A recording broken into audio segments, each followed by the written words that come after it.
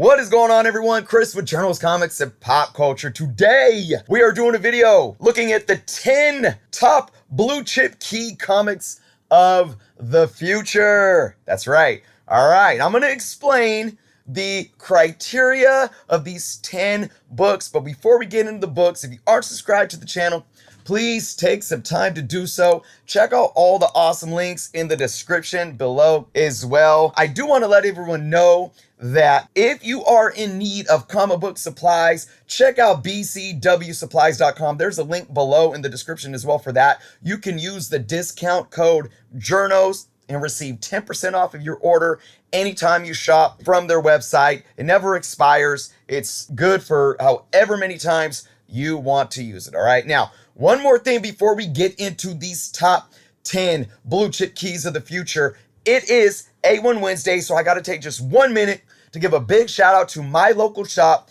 A1 Comics. But guess what? You don't have to be local to the Sacramento area to visit A1's IG live sales, because they have awesome live sales on Instagram every week, twice a week, Wednesdays and Fridays, starting at 5 p.m. Pacific time. They go for 3 hours, folks. 3 hours. If you aren't following A1 Comics on Instagram, their information is below as well. They are also live on Twitch every Thursday, 6 p.m. Pacific, 9 p.m. Eastern.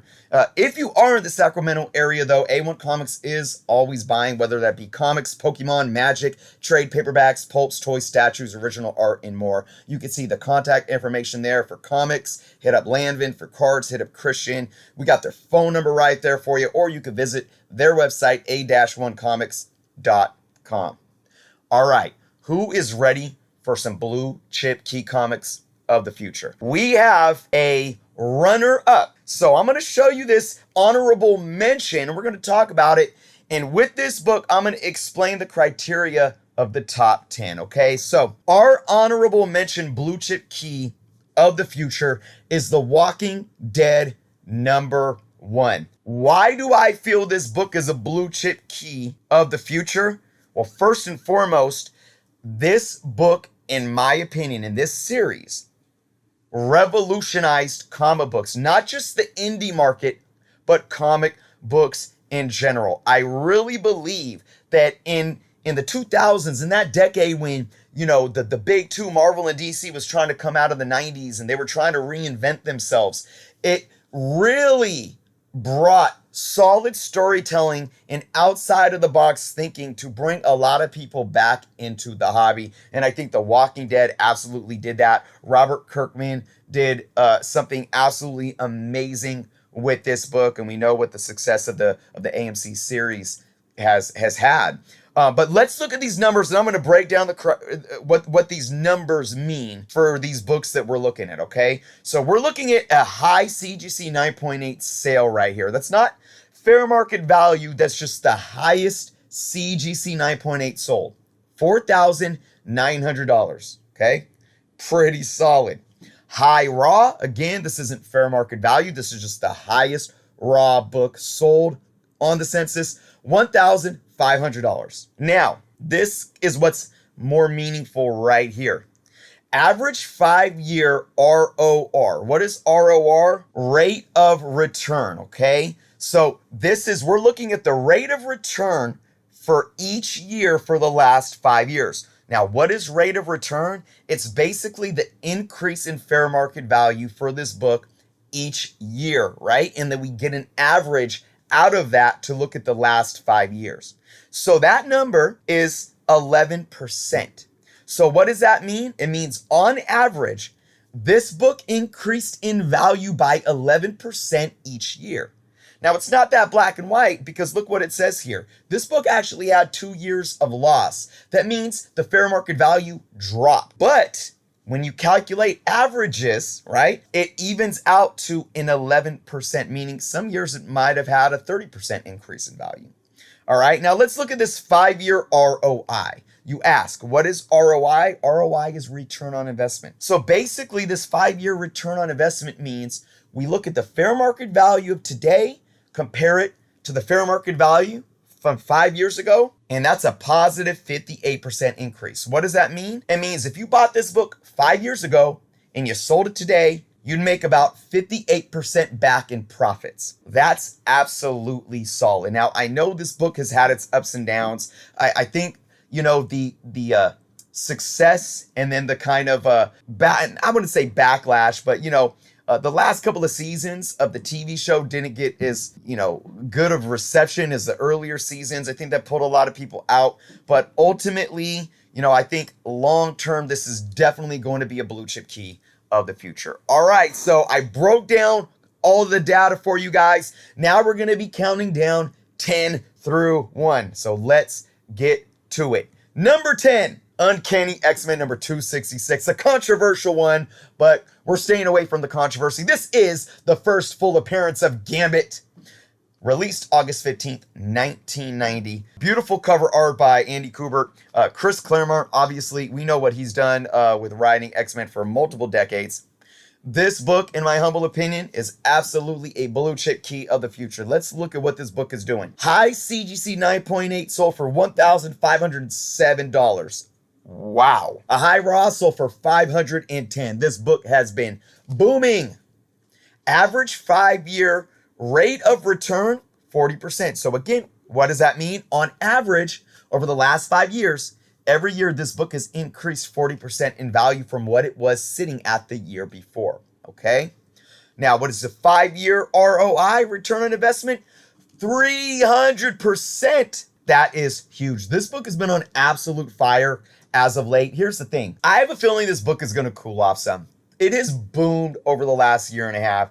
I do think this book is going to cool off a little bit in the near future unless we get like an X-Men announcement in the MCU and it features Gambit. But just because I assume that it's going to have a cool off period doesn't mean it's not a blue chip key and that it's going to have that long-term success. And again, you ask yourself, what is a blue chip key? For those that don't know, I did a video explaining what a blue chip key. I'm going to leave a tag on the top here for you guys to click that clickable link to go check that video out as well. But here's the thing. A blue chip key, in short, is a book that has precedent in terms of how it is producing on the market year after year. All right, that's why we can look at Amazing Fantasy 15s and we can look at Hulk 181s as blue chip keys, but because we know that they are a very low risk investment that in the long term are going to provide you a solid return on investment, that ROI. All right.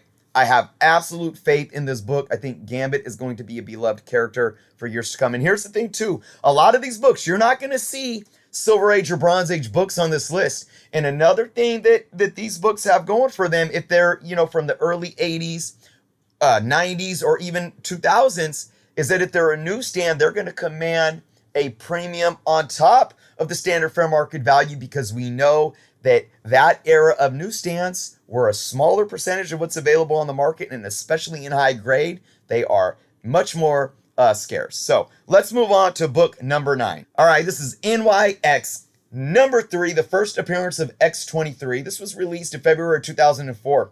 Josh Middleton on the artwork, Joe Quesada. This book has boomed without, I mean, even before we saw the character in Logan or in live action, this book has just had a cult following ever since it's come out. We know how successful Wolverine is, and I think this book is absolutely here to stay. Let's look at these numbers. High CGC 9.8, $2,100. High raw, $1,500. All right, average 5-year ROR, 44%. So again, on average, this book has continued to increase in value around that 44% mark every year. Crazy. 5-year ROI, 344%. That is big. So again, if you bought this book 5 years ago, you are absolutely rolling in the dough. All right. And hey, look, MCU, X-Men in the MCU, maybe one day, some year down the line, right? All right, let's move on to number 8. One of my favorites on the list, Amazing Spider-Man 252. First appearance of the symbiote suit, released January 31st, 1984. Ron Frenz, you know, classic, Amazing Fantasy 15, Homage cover, written by Tom DeFalco. This book has taken off as well, and I think a lot of you watch it probably like, I don't even need to go into why this book is a blue chip key of the future. I mean, it's just absolutely iconic for those growing up in the 80s. You know, enough said, right? High CGC 9.8, coming in at $2,225. A high raw has crossed that $1,000 mark at $1,010. Absolutely madness. Average 5-year ROR, 54%. Again, solid. 5-year ROI, 611%. We're getting into some big territory here. This book has just been doing absolutely amazing. I don't really see this one slowing down anytime soon. I always talk about ebb and flow. It's natural in a healthy market. Books, you know, have peaks and valleys. But this book, you know, it may, if you know, after the Venom 2 comes out, Let There Be Carnage, and maybe we don't see Tom Holland in a black symbiote suit soon, it could kind of stagnate for a little bit. But again, long term, this book is going nowhere. All right, let's move on to number 7. Some DC love here. This is Batman 423, Todd McFarlane classic here. This was released September of 1988, written by Jim Starlin. Look, I talked about Todd McFarlane. He's the living legend. He's the modern day Jack Kirby, in my humble opinion. His legend is going to continue to grow. It's going to absolutely continue to grow. And this book has been madness. Been absolute madness over the last couple of years. High CGC 9.8 sold for $2,500. High raw sitting at $275. Average 5-year ROR, 74%. A lot of that is over the last couple of years as well. 5-year ROI, 860%. If you bought this book 5 years ago, if you bought a few copies of this book 5 years ago, you're rolling in it, man. You're rolling in it. I was lucky to get a copy of this book in a collection. I do believe it was a second print, but still solid. It's a nice mid-grade, you know, maybe 4.5, 5.0. But very happy. I saw this book climbing, and I was like, I don't know if I'm ever going to own that book, but was able to get it in the collection, and was very, very happy with just having some type of copy of this book. All right, moving on to number 6 on the list. New Mutants 98. Yes. I don't want to hear it. I don't want to hear it from the Deadpool haters. This is the first appearance of Deadpool, released August 15th, 1990. Look, there has been so much hate around this book. This book has seen a good amount of ebb and flow. It has. It boomed with the release of the first Deadpool film. After that, it really cooled off hard. It never, you know, went down. It was a new floor. It never went down to what it was before the Deadpool movie, but it dipped pretty hard. But then it started to climb up again.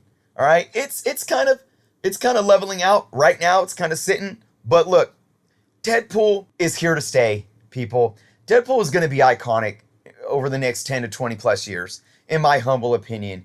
And, you know, say what you want about 90s books. Oh, there's so many copies out there and all this and that. And look, I'm going to put it out there right now, since we're just about halfway through this list, okay? Calling a book a blue chip key doesn't mean it's ever going to be worth what Amazing Fantasy 15 is pulling in. You know, it's never, it's not saying that it's going to be worth, you know what, 9.8, Hulk 181 coming in at like close to 50K right now, right? It doesn't mean that. We know that most Copper Age, late 80s, early 90s, and modern books probably aren't going to get, if ever, are ever going to get to the point of especially those classic legacy Silver Age and even those few Bronze Age blue chip keys. But it's still, you still put them in the category of blue chip keys for their era. Let's look at these numbers. High CGC 9.8 sold for $3,400. I think the fair market value is leveled out down to around 2,800 right now, if I remember correctly. High raw, 1,981. That might have been a newsstand. But look at this. Average 5-year ROR, 32%. It's even with the ebb and flow, it's still solid. All right. 5-year ROI, 188%. It's almost tripled, you know, in value if you would have bought it 5 years ago. Even with the dips and the ebb and flow, like I said, it's still a solid investment. And again, when we get Ryan Reynolds in the MCU and we have another solid film, I think this book's going to take another jump. All right, we are halfway through the list. You guys excited? As excited as I am? Let's just get to number 5. This is the book Ultimate Fallout 4. If you watch my channel, you have heard me calling this the modern day Hulk 181. And again, I'm not talking about dollar amount here, but I'm talking about what it means to this generation. This is the first appearance of Miles Morales, released August 3rd, 2011, cover art Mark Bagley, written by Brian Michael Bendis. We know, most of us know anyways, what Ultimate Fallout 4 and Miles Morales has been doing on the market. Look, this book is cooled off a little bit right now. It did have a high CGC 9.8 sale of $3,995. Woo! Now, that fair market value has dropped to around, right now, from looking at the numbers, I would estimate the fair market value to be around $2,800, but that's still really solid. And when you take into account the 5-year ROI and the ROR, that is taken from current fair market value and not the CGC high. So I want you all to put that in perspective here. Yeah, like I said, ebb and flow is good on a healthy market. Once we get a trailer for the next Into the Spider-Verse, that's gonna push this book. And like I've said before, once we get Miles in the MCU, which we are, mark my word, obviously, that's just my opinion. Once we get Miles in the MCU, maybe a few years down the line, woo! This book is not going nowhere, people. Mark my word, mark my word, mark my word. Average 5-year ROR, 107%. That means this book is, on average, over the last 5 years, more than doubled every year in value. And do you know about compound? Do you know about compound? ROR compounds too, so. All right, 5-year ROI, 1,329%. Oh my goodness, I'm about to faint. I say no more. I say absolutely no more. I'm a Peter Parker guy all the way. He's always gonna be my guy, but Miles Morales, that's the dude. All right, everyone, coming in at number 4, we got some more DC love. Batman Adventures number 12, the first appearance of Harley Quinn in comics, released August 3rd, 1993. This book has just been madness as well. Now, I know the numbers may not reflect that, but here's the thing. Well, I'm going to explain it. Let's look at these numbers. It's already such a big book, and it's been gaining ground over the last decade. We could go past the last 5 years and really look at what this book has been doing. CGC 9.8 high sale, $4,295. Wow. Absolutely wow. High raw, crossing well over that $1,000 mark at $1,100. Average 5-year ROR, 21%. 5-year ROI, 137%. So this book is well more than doubled in value over the last 5 years. But like I said, this is the book that, you could go back before 2016 to see this book catching fire. It's one of those books. It's one of those books with one of those characters that ultimately defined a generation. It defined a generation, and now those that are adults, we're all here middle-aged men that grew up watching the Batman animated series and reading these books when we were kids. I don't see this character going anywhere. This book is what it is for a reason. Let's move on to number 3. We are in the top 3 of blue chip keys of the future, and this wouldn't be a list without Amazing Spider-Man 300. And you can argue that this is absolutely a blue chip key right now. But look, it's only 33 years old, so we got to put some things into context. Let's look at what this book is doing. First off, for those that don't know, first full appearance of Venom, classic McFarlane cover that's been cover swiped so many times. But look at this, high CGC 9.8 sale for $8,500. That is money. High raw, $4,150. Wow. Average 5-year ROR, 57%.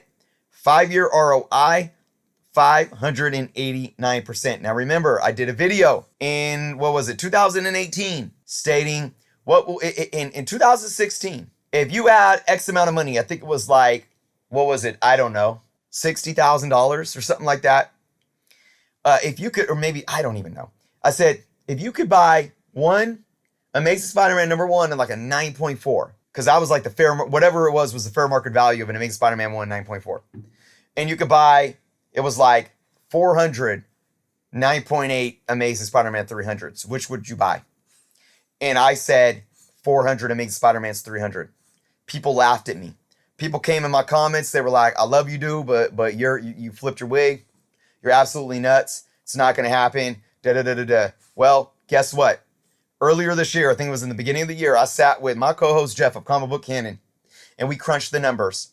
And if you would have did what I said in 2016, if you had that much money and bought the 400 Amazing Spider-Man 300s, you would have maximized your profits in like 6 figures. Over, I think you would have gained maybe like, I think dollar amount wise, maybe around like $20,000 in your return on investment with buying that one Amazing Spider-Man #1. You would have increased your return on investment hundreds of thousands. I think it was 200 and something, if not more, that you would have had a return on investment on all of those Amazing Spider-Man 300s. So everyone called me crazy. I proved you all wrong. This is a mammoth of a book. And again, we could talk about ebb and flow. We know it's been hot because of, the Venom movie. We know it's been hot just because maybe, the COVID market, call it what you will. But this book is that book of its era as well. This is the Hulk 181 of the 80s, right? Of that Copper Age era. Hands down. Love this book. It's one of my favorite that I own in my collection. So I hope you guys at least, maybe you didn't buy a few hundred copies in 2016. I hope you bought a couple. Let's move on to #2 on the list. Another big, huge book. Star Wars Clone Wars #1. First appearance of Ahsoka Tano. Released September 10, 2008.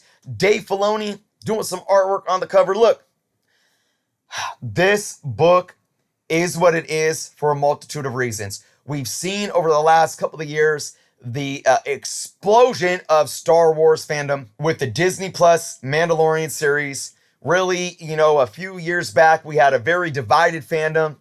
Things are headed in the right direction. They have been over the last couple of years with Filoni and Favreau really taking the reins of everything Star Wars. And I think the Star Wars mania is absolutely here to stay. I don't need to say anything more about Star Wars as a franchise and what it's done.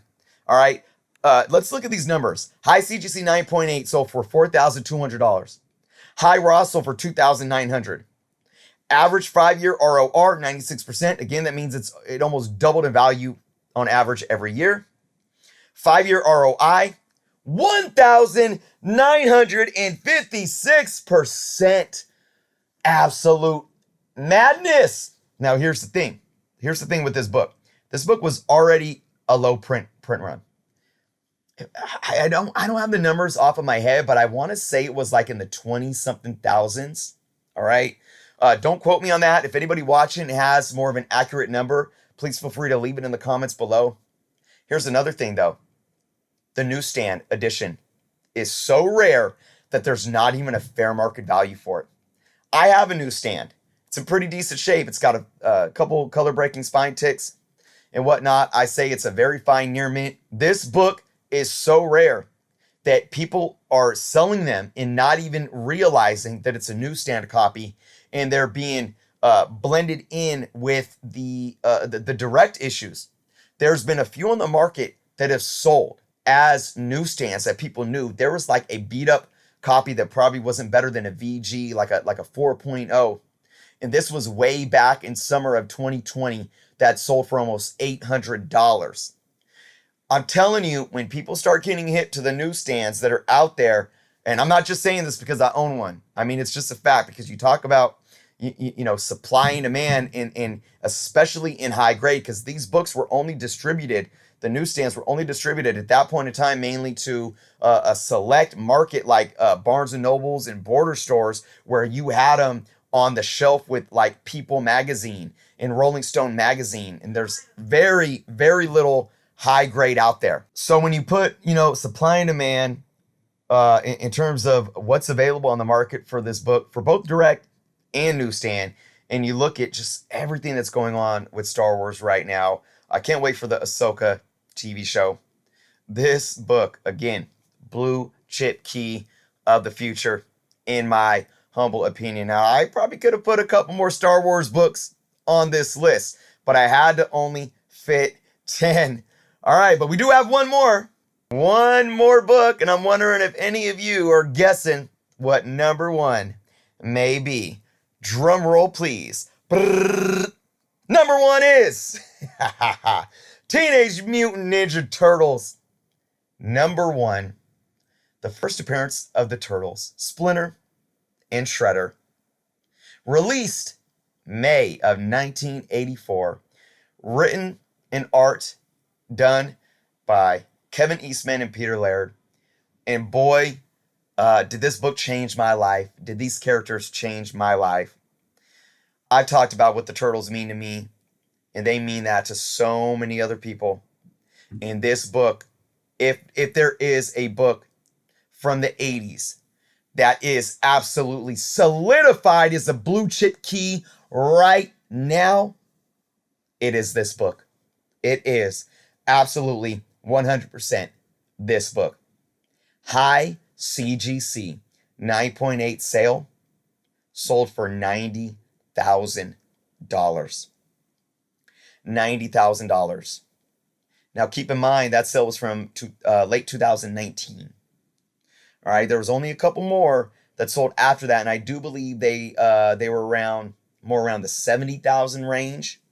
But keep in mind, there aren't too many 9.8s of this book popping up on the market at all. But still, this book is on fire. High raw sold for $15,100. Absolute madness. Average 5-year ROR 24%. So that, I think that just goes to show you that this book has been big for a while now.